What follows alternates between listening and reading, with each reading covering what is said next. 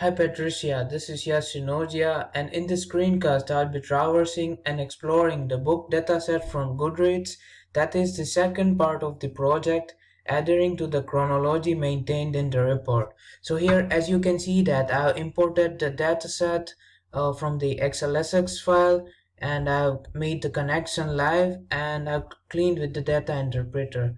So next I'll going through the exploratory phase. So here I have plotted the line chart of the distribution of average rating, and I've also added some analytics, the box plot, and there are also the average lines here.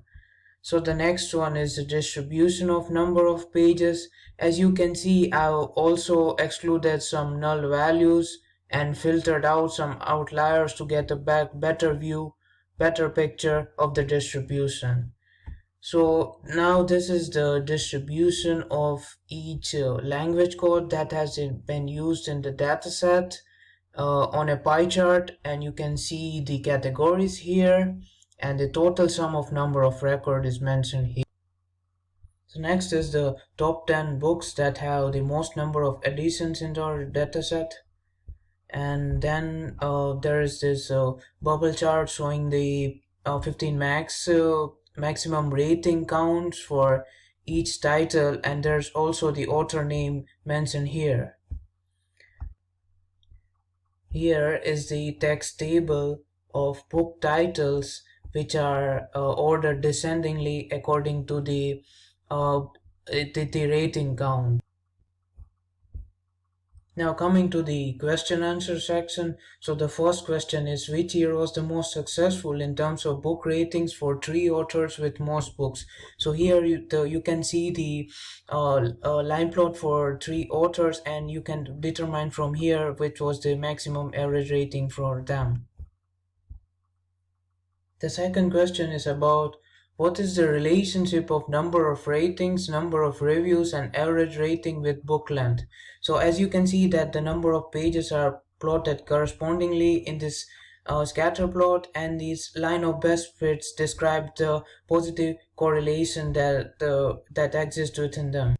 Now the third question is, which are the best publishers in terms of average ratings of books, and within that the top 3 with maximum ratings and review counts. So as you can see that the top 10 best publishers according to average rating, each with 5, and among them the maximum review ratings of 3 publishers are shown here.